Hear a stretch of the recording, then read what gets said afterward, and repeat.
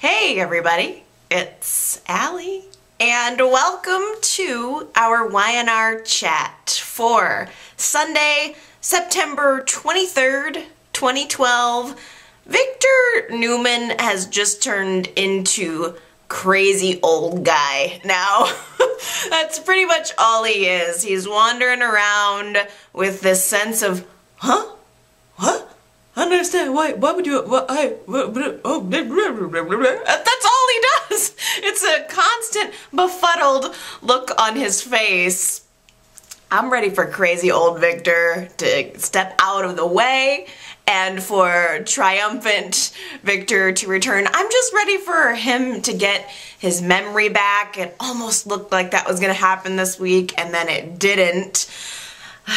He insists on fighting this fight against these dock workers, and accidents are continuing to happen. Sister Celeste had an accident this week, and Victor knew that it was on purpose and decided to do a fake leave, like an almost leave. He's like, I'm gonna exit stage left here, and then he comes right back. He decides he wants to, I don't want to put you guys in any more danger, so I'm gonna leave, or so we thought. He comes right back.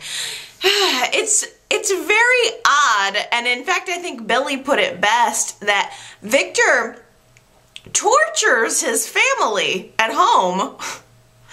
And yet he's helping out these guys passionately that he doesn't even know to try to get them safe working conditions. I do appreciate it on the one hand because I like seeing Victor as the hero. I don't like it when he's torturing his family. So I'm hopeful that maybe this is gonna be a transition into a new type of Victor. Can one even hope that big? I don't know.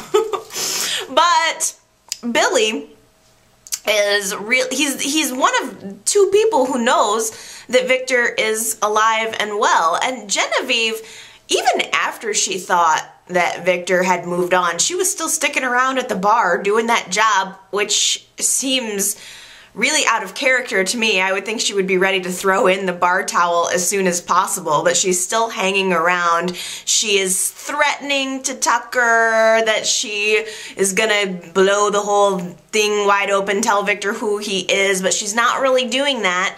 And Billy, meanwhile, was back in Genoa City. He's getting all of this pressure from all different sides, from his wife specifically, and so he wants to tell the truth. He wants to get it out into the open and bring Victor back into Genoa City. And Billy actually confided for the first time this week in someone about everything he knows.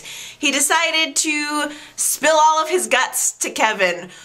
And it was a funny scene because Kevin just looked at him and said, no, why does everyone feel like they have to tell me the truth? Now I'm stuck with the burden of your information. Just go get Victor, do the right thing. You know what the right thing is, or you wouldn't be telling me, so go get him, bring him back. That's what you have to do. And I thought that that's what Billy was gonna do. He started to develop a conscience, yet he got back to the docks, sees Victor there, and he starts doing a little bit of a runaround. He wants to befriend Victor. I don't know if that's his strategy, just befriend him and then he will trust what you're saying about who he is, about his identity. Because in my mind, I think, just tell him, show him, bring a newspaper or something. There's plenty of proof you can connect his face to the name of Victor Newman. That shouldn't be too hard. But instead, Billy is giving him this cell phone, a secret tracked phone that only is between them two, and he's saying, trust me, I'm gonna help you blow wide open this story about the dock workers. It's just strange, because I think, why continue to push him into a situation that you know is dangerous, Billy?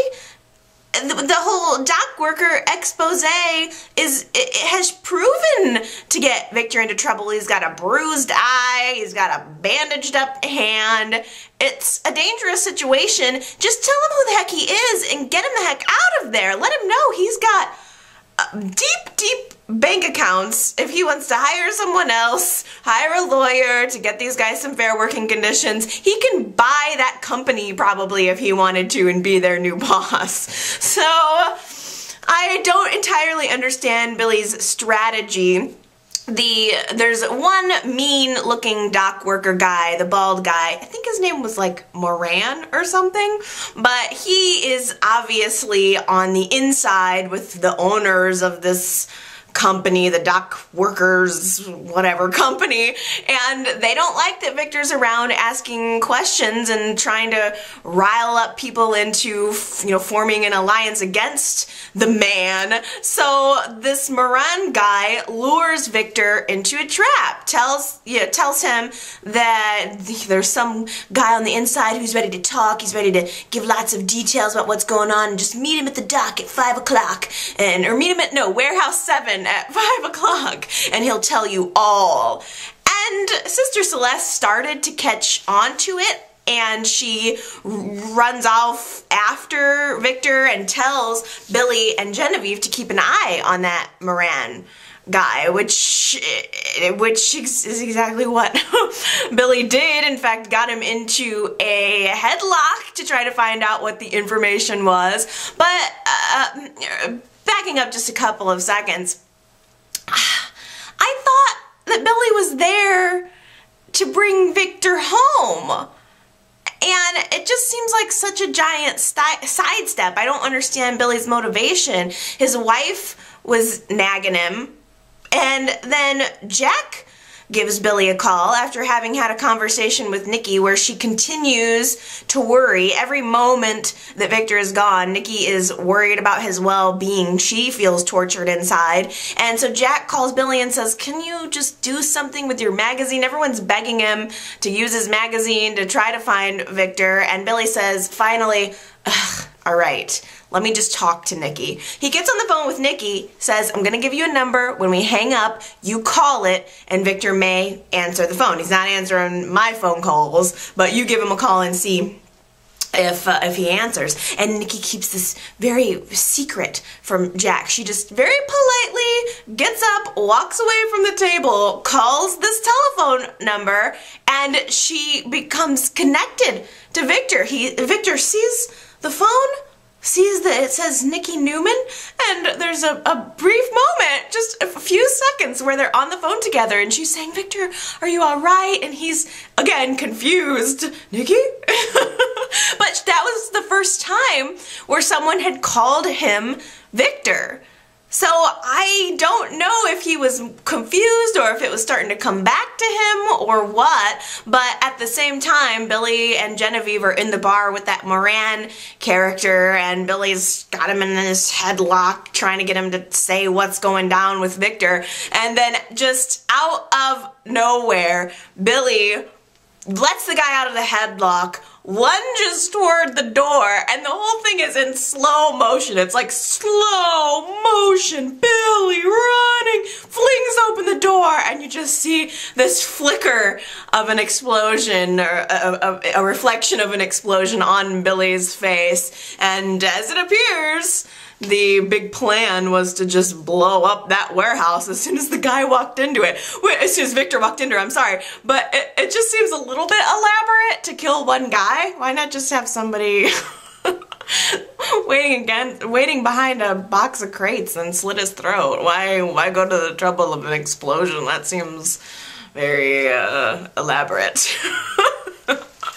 But nevertheless, an explosion on YNR is always good. You can't beat a good explosion. I was there. I mean, at that moment, I was like, I was definitely engaged. My eyes were on my screen.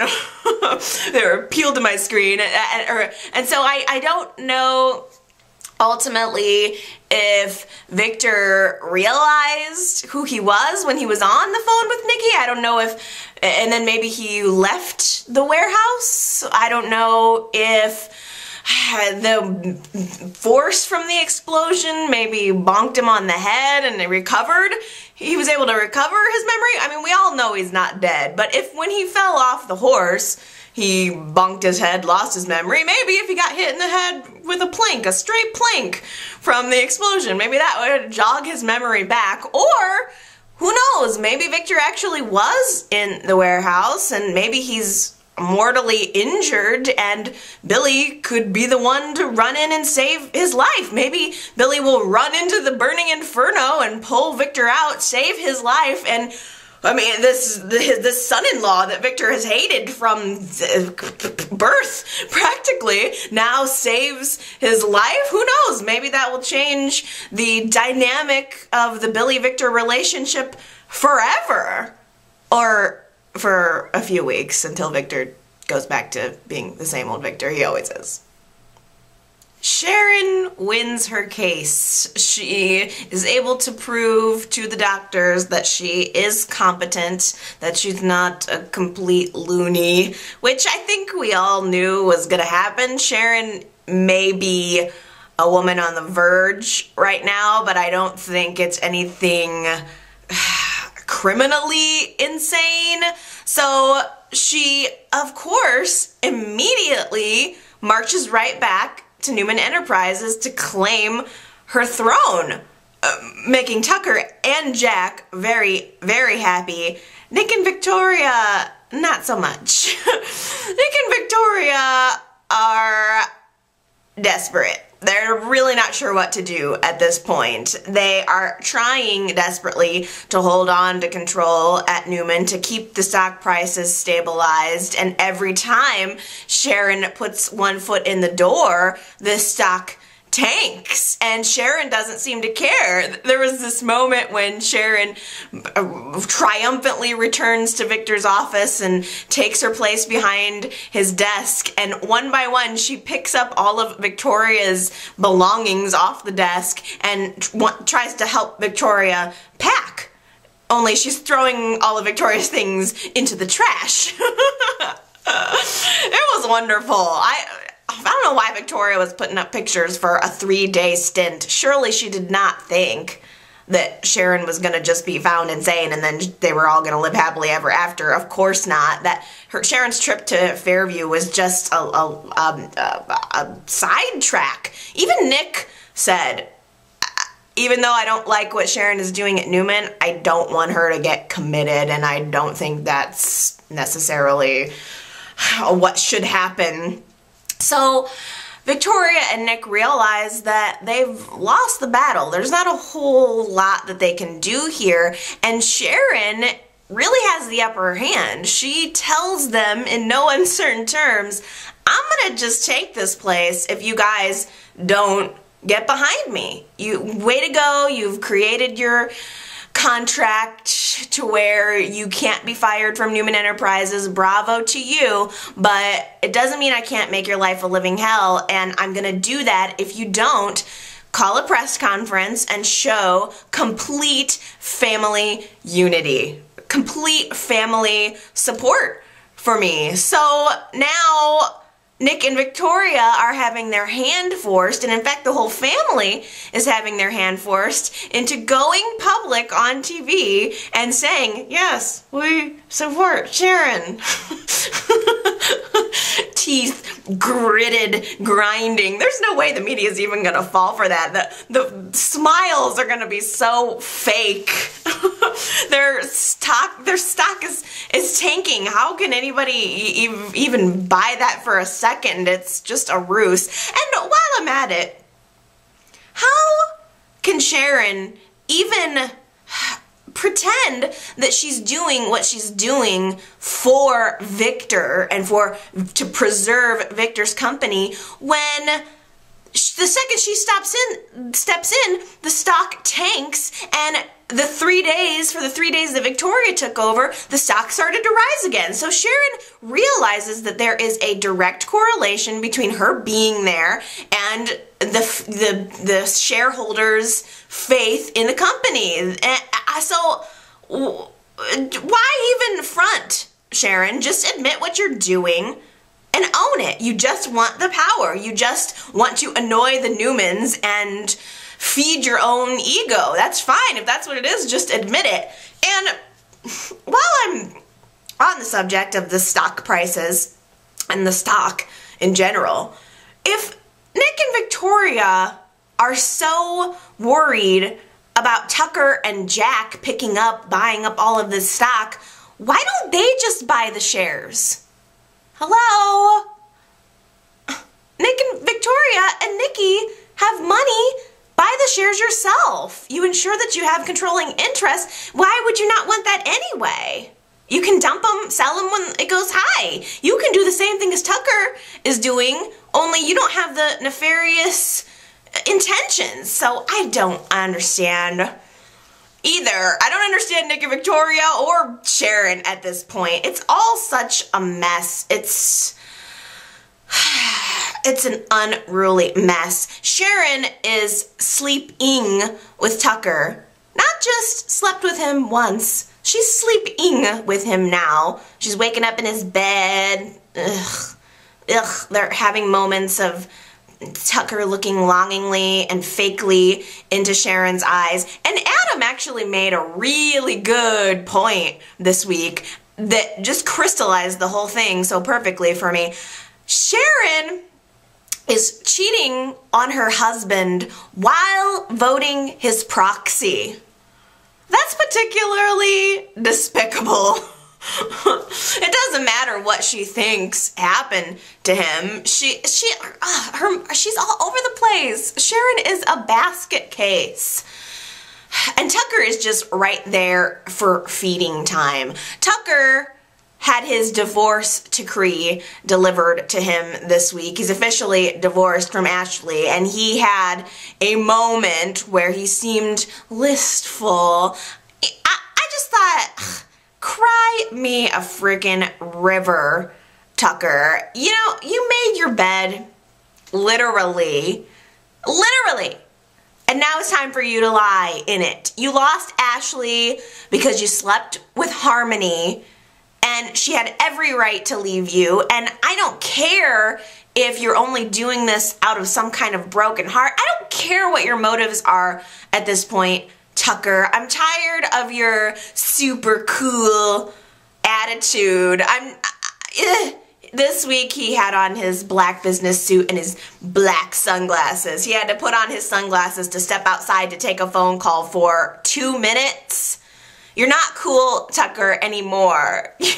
You were cool when you had some kind of redeeming quality, and that's just over with now. And now you're just an evil villain, and you're going to pay for it. Sophia is standing right beside him saying, hey, you're kind of buying up too much of this stock. He's buying, and not filing the appropriate paperwork with the SEC, which he's had problems with before. He's had major problems with the SEC before. So now he's just blatantly not following the law. Sophia is trying to talk him into doing what's in his best interest, and he even called her kid or something. He was real condescending to her, like, that's just how business is, kid. I can't remember what it was, or darling, or sweetheart, or something gross.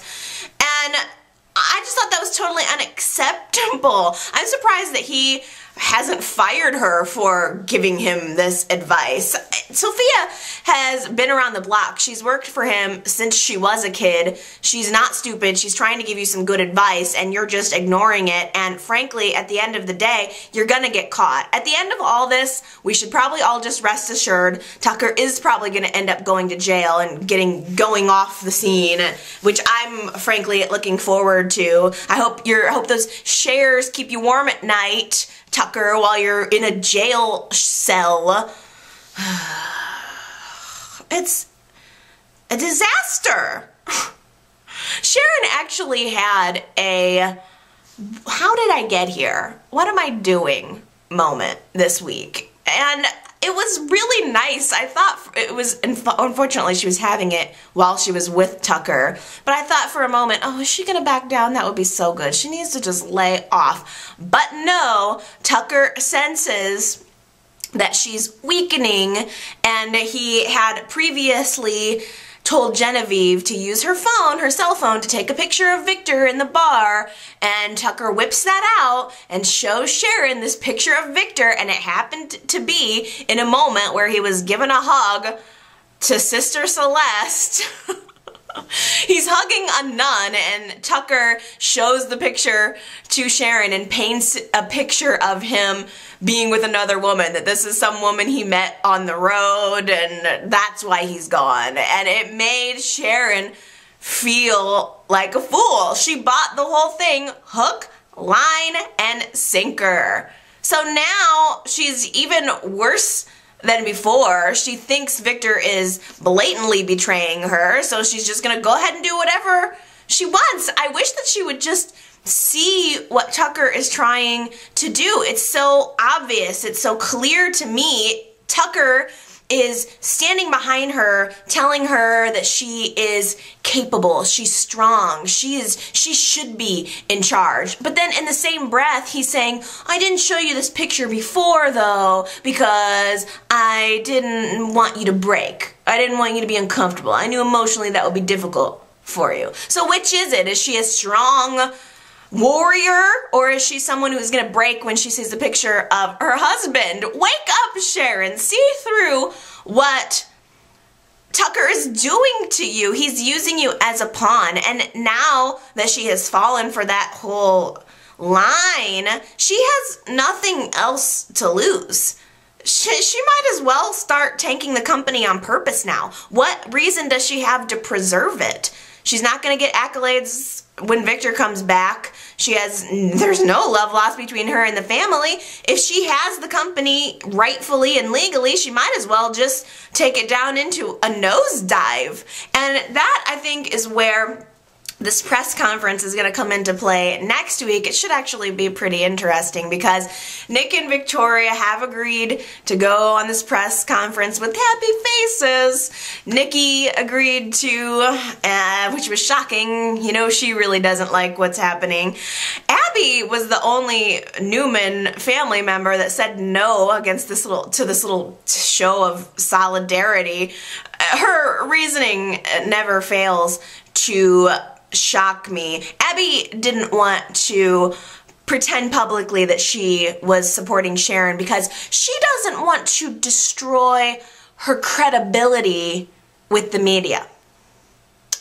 Yeah, Abby, your credibility in general, but specifically also with the media, is nil. You have no credibility. It's ridiculous. That had to have been like the hilarious, hokey line of the week.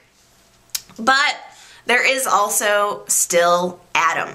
Adam didn't say yes, didn't say no to the press conference. He just said he will think about it. But there's this extra element that Adam saw Tucker and Sharon together. He knows that they're sleeping together too. He knows exactly what Sharon is doing. That Sharon wants to present this unified front, and she wants to be seen as this woman who is taking over her husband's company because he's gone missing, and that's not the case at all.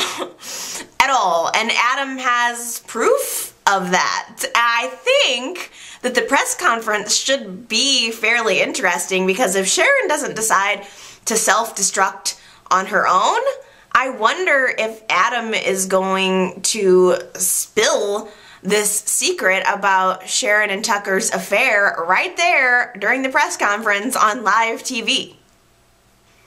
The storyline involving Adam at Newman Enterprises and with Sharon is, I think, the most interesting thing that he's doing, because when it comes to tag and grab, I just want to grab my blankie and a cup of warm milk and I want to go take a nap. It is so boring to me. There was this fight this week between Adam and Kevin over Jabot's product placement and linking on the Tag and Grab website, and I just don't care at all. Adam has become such a jerk. He essentially trumped Kevin's decision. Adam has taken over Kevin and Chloe's project, and he's just become unlikable. It's not even savvy businessing. It's not intriguing. It's not ruthless. It's just mean for no reason. I don't feel connected to Adam right now. And I know I said it last week, but I'm gonna say it again. I personally would rather have no Adam at all than this Adam. He is like a shell of his former character. I can only just hold out hope that the new brass will come in and bring back the dimension, the depth to his character that has been missing since he became involved with Chelsea. I also just have no interest in Chelsea. I have tried, you guys. I've tried. I just don't feel any connection to her whatsoever. I am a little bit surprised, though, that things between Chelsea and Chloe went south so quickly. It was like a month ago that Chloe was going on and on about how brilliant Chelsea was for coming up with the name Tag and Grab, how she has really great ideas. And then Chelsea becomes pregnant and Chloe senses it, realizes it, calls her out on it, and ends up telling Jeff, which I agree, Chloe has a big mouth. But did Chelsea even talk to Chloe about not telling? Did she say, look, we're kind of trying to keep it on the down low. You know how it is. You have a daughter. Just don't tell anybody. We want to wait until the first trimester's over. She didn't even do that. I don't feel like Chelsea asked Chloe not to talk about it. So now this rivalry has developed between them two, which, just on a side note too, I will be surprised if this child is delivered to term. I have a feeling that something bad's going to happen to Chelsea or the baby, specifically the baby. I don't know. I can't see why they are writing Chelsea off, like killing her or something, but maybe they will. I'll keep my fingers crossed for that, but I just have a feeling that the baby is not going to make it. But anyway, I guess it's a good sign for me that now Chloe and Chelsea aren't friends, because it seems like there's just a lot of animosity there. There was this meeting at the coffee house this week. Chelsea walks in and Chloe's sitting there and they were digging at each other. Chelsea made fun of Chloe's new dog, which you have to admit is an interesting looking dog. It was also, you know, Chloe was digging at her about, well, you're married to a Newman now, isn't that what you wanted? And then Chelsea dug back about Chance, and Lily comes in with her dog, and it kind of tries to mediate the whole thing, but it's just a whole bunch of bitchiness, like a three-way of bitchiness, and all of this is going on while their husbands are having this business meeting at Jimmy's. Lily and Chelsea and Chloe are at the coffee house, and Kane and Adam and Kevin are at Jimmy's trying to make this deal, and it just bothers me that I feel that the women are just sitting on the sidelines. That annoyed me, because it was just this, they're like, oh, tee-hee-hee, our husbands are at an important business meeting, but we have our dogs and our shopping bags. Daisy is back at Fairview after an unsuccessful attempt to get taken to a real hospital by taking a full throat full of pills, thinking it would be easier to break out of the hospital than the mental institution. But she's in a coma. Shouldn't she be at the hospital? They got her just on an IV at Fairview. That seems weird to me, but whatever. The news that Daisy is alive is slowly leaking its way through Genoa City. Daniel goes to visit her, Kevin goes to visit her, and Paul gets word that she's still alive. It was ridiculous, though, that Michael and Ronan went to Paul to tell him. They first started out by saying, can you just recount what exactly Ricky said about Daisy? And Paul was like, look, my story is same. He said he killed her, which he didn't, by the way. He said he got rid of her, but Paul's just insistent on his part of, insisting on his story, and Michael and Ronan just reveal this info to him. They just tell him that Daisy's alive. I thought, that's kind of they should have kept it under their belt. I don't know, I'm sure that it's like they're trying to help Paul with one hand and prosecute him with the other hand. It's weird. They would reveal that info to the main suspect, but I don't understand either Paul or Ronan right now. It is so mixed. Nina actually went to Ronan this week and had a heart-to-heart talk with him, asking him to not just follow the evidence on this case, but to listen to his heart and to know that Paul is innocent, and maybe that's what affected him, I don't know. But I honestly felt like that was the first real moment that Ronan has had since he's been back in town.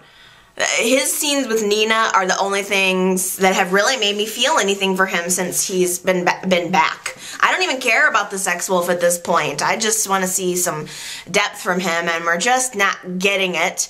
But I think everybody wants Paul to get out of this mess. He really desperately needs Daisy to wake up and to tell anything she knows about Ricky. That's like one of his last hopes. And he actually had this dream this week. He had fallen asleep in the booth at the coffee house, and he had this dream where he wakes up and Daisy is sitting across the table from him, and he's asking her to tell him everything that she knows about Ricky, and she tries to talk, but she can't. Like, her voice is frozen and she can't talk. It was very, very David Lynchian. It looked like it belonged on Twin Peaks or in some weird David Lynch movie. There was something about it was very eerie, and I think Yvonne Zima would have been a perfect David Lynch actress. It was just kind of interesting. But Paul has become like this crazy old homeless man falling asleep in the booths at the coffee house. He's totally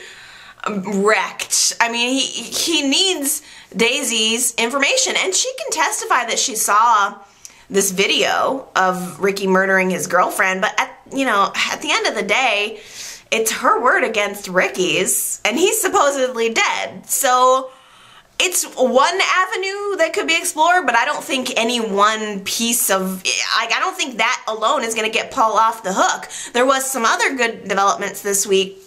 Hopefully all of these little things will add up to getting Paul off the hook, but Lauren comes clean and tells Avery that she was the one that gave the gun to Paul, and that Paul was trying to help her by taking the gun away. Of course, Paul doesn't want Avery to use this information. He might have to. I think it was really good that Lauren told Avery. I think she did the right thing, because ultimately Paul's charge for murder is way bigger than Lauren having an illegal weapon. Lauren would probably get off on probation, but Paul doesn't want to take that route. He really is interested in pursuing Daisy. He wants to know what she has to say. So Christine actually helps him get an in at the mental institution, because Kevin has decided he really doesn't want people, it's his sister, he doesn't want people pressuring her for information, which Paul was so nice about, saying, okay, I understand. But the man's life is on the line here. Daisy owes some answers, and I don't think it's Kevin's right to keep the police or anybody else from talking to her. But Christine makes a call and gets Patty transferred to Fairview, which gives Paul an immediate excuse to get into the building and possibly sneak into Daisy's room. I was really surprised that Patty was back. I had no idea. Usually I try to figure out who is coming and going. Those are the only kinds of spoilers that I like. I like to know casting updates, and I had no clue that Patty was coming back. Did you guys know? I was totally in the dark about that one, but I thought it was the most interesting part of the week, which maybe says something. It was like a little bit of a shock to me to see her face, but Paul confided in Patty, told her exactly what had happened with Ricky, and he said, I did a bad thing, and she says, no, Paul, you never do bad things, you're a good man. And it broke my heart a little, because I do feel like Patty is a tortured soul. I have a little bit of compassion for her just because she's been through so much and she's so messed up. But there was this wonderful moment where Paul tried to ask her to help him, that he tried to let her know that he needed access to Daisy, and she seemed like she didn't understand. She just went back into La La Land, and then as soon as the doctor came in and opened the door, Patty started freaking out, looking for her kitties and running around the room, and she was able to create a distraction to get Paul out, to allow Paul to go out, escape the room, and go looking for Daisy. And there was this cute little moment where they made eye contact, and she kind of gave him the look like, go on, I'm faking this for you. I understood what you said. It's just interesting that Patty has these moments of clarity followed by totally insane, which almost makes me wonder if the insane is a little bit of an act. I don't know.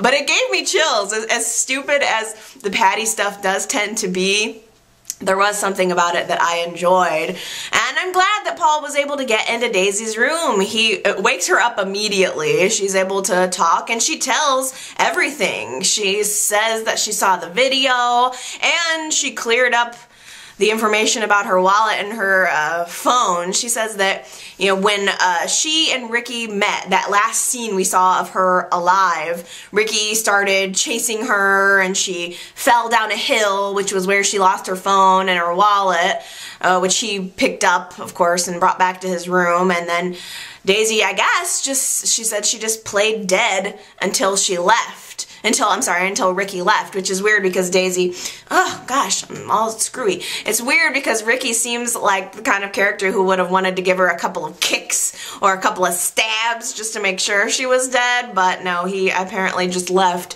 And then she told Paul the details about the video, everything that she saw in the video, including details about the type of tub, the type of wine that the girlfriend was drinking, just, you know, really filling in all of the missing blanks for him, which was so bittersweet for Paul. It was really good to watch his reaction during that revelation because it helps his case, but at the same time it also confirms his worst fears about his son and what a deranged lunatic he was. So it was a good week for Paul, although I can't help but wonder, do we even believe Daisy? She was being truthful about the tape, or I'm sorry, about the video, but I still wonder if she's in cahoots with him. I just don't know. She is such a liar. I don't know what to believe of her and what not to believe of her, because ultimately too,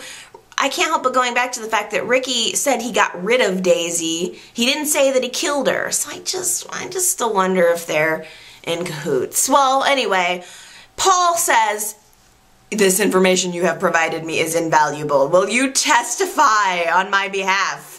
Please, will you tell this to the police, everything that you said? And Daisy said, sure, if you can get me out of this institution, I will tell anybody, anytime, anywhere you need me to talk, I will do it. So Paul runs off, goes to tell Michael. Michael gets a court order to get in there and question Daisy, and by the time they all get back to the hospital, she's gone. She is just an empty bed. And a nurse walks in the room. They ask, where did this patient go? She was just here. And the nurse says Daisy's mother checked her out.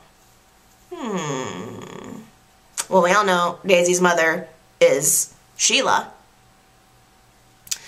Is it possible that means Sheila's still alive? Could it be someone else posing as Daisy's mother? What do you guys think? I'm scratching my head on this one. I don't know if Daisy's gonna show back up next week, the week after, or if she's like gone forever. I have no clue. There is one other little possibility. Daisy did confide to Sharon that she was in the institution because she was running from Ricky. So even if Daisy isn't able to tell her own story live, I wonder if it is possible that Sharon could recount what Daisy had told her and at least be a witness for Paul, which would be great for Paul and would be good for Sharon to give her some cred back. Maybe, who knows, maybe Sharon can step in and save the day. One thing I have to say for Daniel is that he recognizes that Daisy is Lucy's mom, no matter what, and he doesn't try to pull the whole she doesn't deserve to be a mother card that so many times is played on YNR, which I hate. Daniel recognizes that no matter what Daisy is, she was actually a good mom to Lucy, except for, you know, the one where she abandoned her in a church. But at least it was a church, it wasn't a bar or something. But Daniel wants Daisy to have a relationship with her daughter. He realizes that Lucy misses her mom, and he wants to foster that relationship, even though Daniel doesn't love Daisy. He doesn't even like Daisy necessarily, but he still tries to make the connection between mother and daughter, and I do appreciate that about him.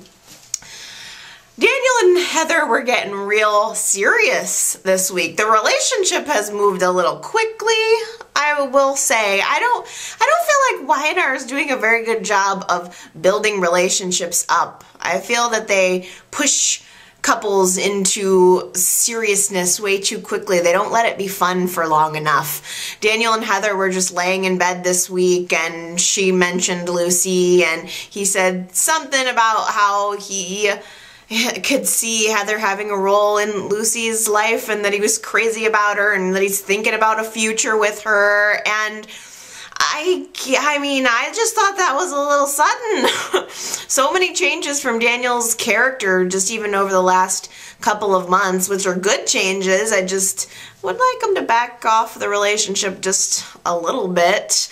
And that's what happened. The news that Daisy was still alive came out.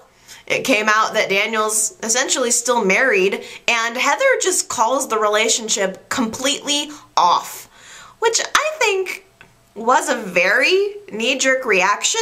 I was surprised at that from her. I don't see why Daisy being alive has to completely ruin their relationship if they are into each other. So what? He's married, but he can divorce her in an instant. You're a lawyer. You can file the paperwork for him. I don't know why it had to be such a big deal.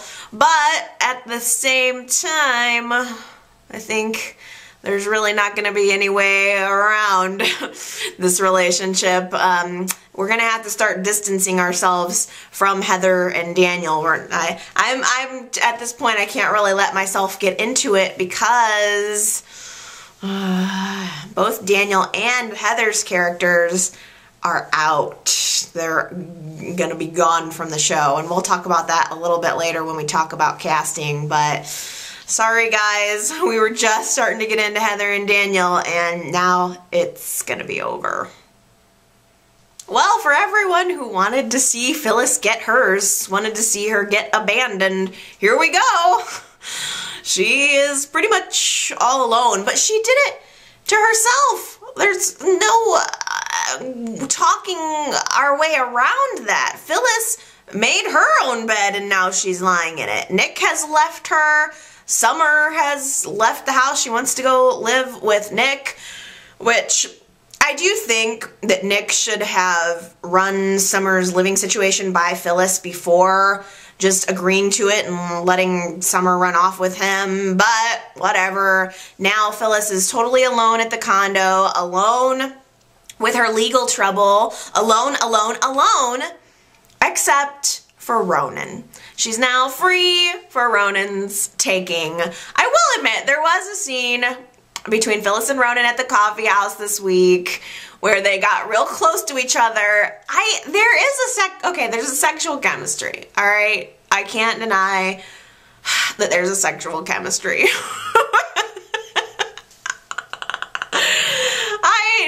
I was resistant, but it did turn my eye. I did turn my head a little bit, and I said,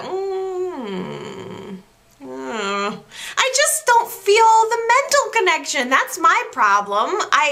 I never tried to argue that they didn't have good sex. I just didn't feel like they ever connected mentally. But I mean, Phyllis is totally single now. I can't imagine that she's not going to turn to Ronan. I think that path is being paved with gold by Y&R. I think that's definitely where we're headed. I think Ronan is on the outside with everyone in his life. Phyllis is on the outside with everyone in her life, and they're just going to come together. It's weird because they were having a conversation about karma this week, and Phyllis was acknowledging that she was getting some, which I totally agree that she's getting her karma, and Ronan said, karma's a crock. Well, no, it's really not. It's actually it's a very real concept. In whichever way you choose to enact it or believe it, the what goes around comes around train, that's real. It happens. And Ronan is getting some of his own karma because Chris finds out about Ronan's giving Phyllis an alibi, that they were together on the night of Reed's death. And it's surprising to me that this didn't happen sooner, but Chris finds out and believes him for one thing, and just throws him right off the case. Duh! He's claiming he slept with the main suspect. Why wasn't he thrown off the case 2 weeks ago? Why was he able to continue to muddy the water? He could have been tampering with evidence. It's a serious offense. I'm surprised Michael didn't tell her that he thought Ronan was lying. Ronan didn't deny it. I mean, if that's your story, Ronan, then stick to it, and you're going to have to deal with the repercussions, and he is. Not only did he get thrown off the case, but I would not be surprised if he got kicked out of the FBI. So I hope you and Phyllis have really good sex, because Ronan, you're going to have some extra time on your hands when you lose your job.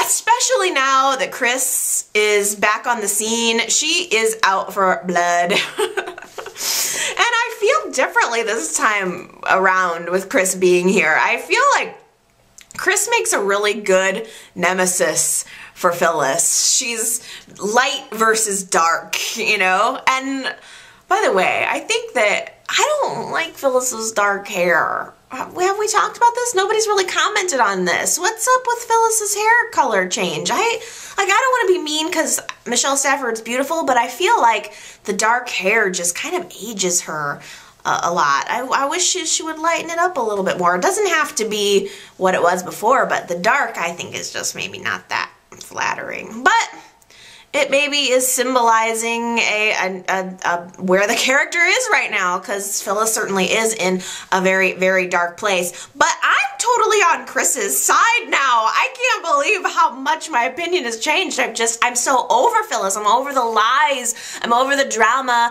And I am kind of looking forward to seeing Phyllis get her karma. And I like that Chris is the one there handing it down, because she's very, like, cool and calm in the way that she hands out her dishing of karma. I mean, like, I liked the little interaction or confrontation between Phyllis and Chris at the athletic club this week. They were picking at each other a little bit. It was getting heated, and Paul comes up to Christy and says, "Are you all right?" And Chris just says, just very flatly, "Yeah, I'm all right. I just came out here and tripped over some trash."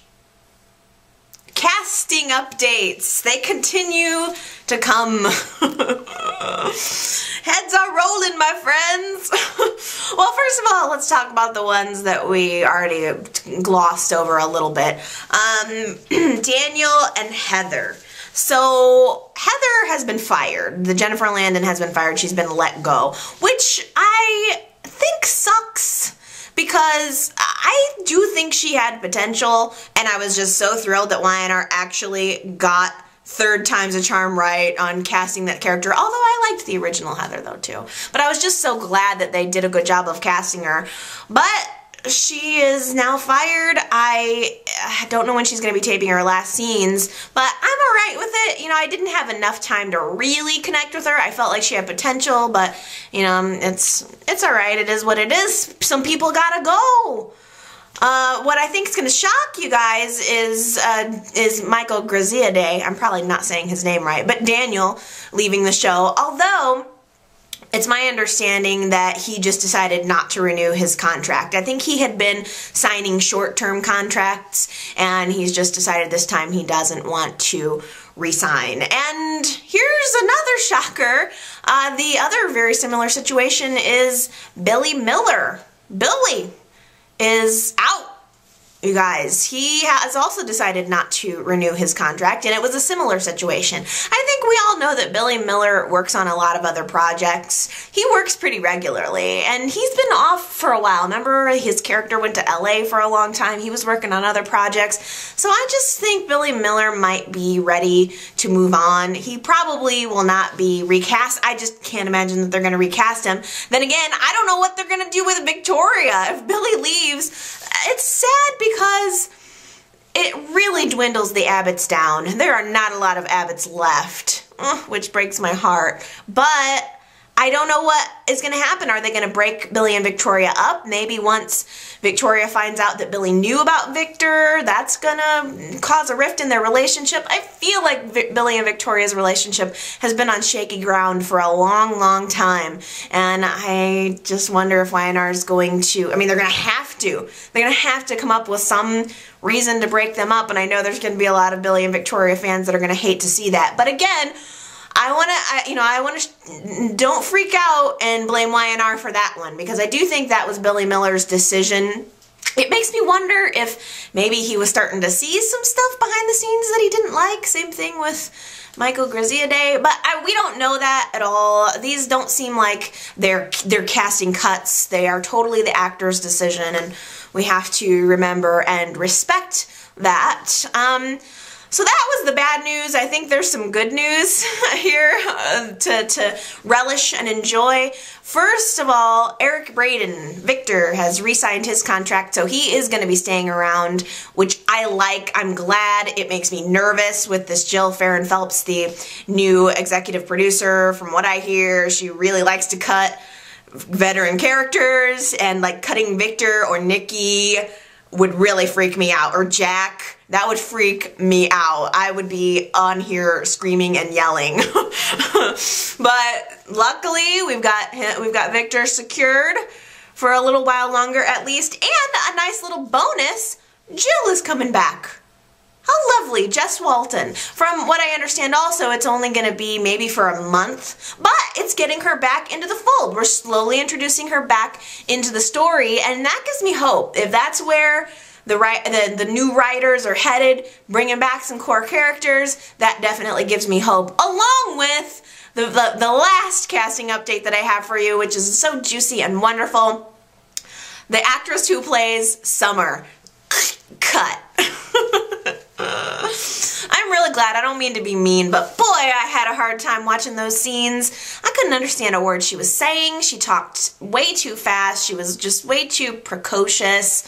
I don't know if they are going to be recasting her. I kind of have a feeling that they might. I don't know if it's going to be right away. I think they need to hold off. Wait until next summer when it's important to really focus on getting teen viewers. Leave Summer off the landscape for a little while. Bring her back more mature. Maybe somebody who's opposite of Phyllis. We have a Phyllis. Maybe make Phyllis and Nick's daughter more conservative. Maybe have them go head to head in that way. You can't out Phyllis. So I think it would be interesting to bring her back as maybe more of a studious character. I don't know. We'll have to see. But all in all, I think that there's some interesting news in there. To be honest with you, there has been no casting news so far that has really rocked me or bummed me out. I've been like, whoa, but so far, everybody who is leaving, I'm okay with. I would really like to see, maybe Billy or Daniel come back in the future. And, I feel that way about Abby too. It'd be nice to see them after some time has passed and if we can get focused storylines for them. But for the most part, again, I feel like the cuts that have been made so far are cuts that needed to happen, and the actors who are being renewed and brought back onto the show so far, I think it shows promise.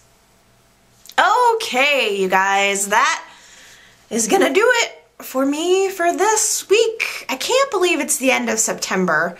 already. I can't believe we're really close to getting into these new stories with the new executives. I'm really excited to know where we're going. I hope it's someplace good because to be honest, there's a lot of times during the week where I'm like, man, Y&R is just dark right now. I don't feel particularly engaged or intrigued by any of the characters. It's gotten to be kind of bad, and I'm looking at the changes as a lifeline. I hope it's drastically different. I want to be engaged with the show big time. I want to be totally looking forward to each new episode. I want there to be an awesome cliffhanger at the end of every episode, and we haven't had that a lot lately. The end of Friday's show was good with the explosion.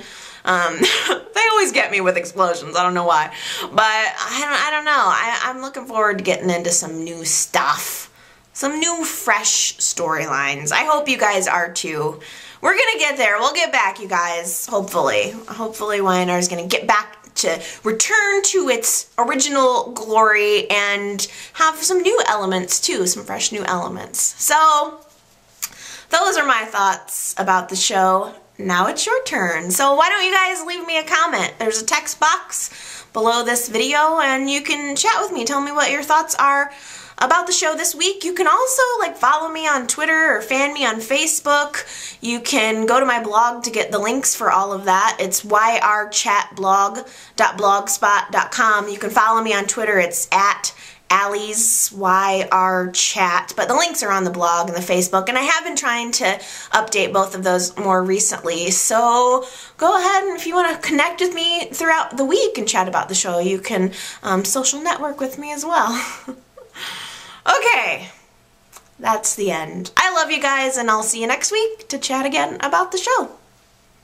Bye!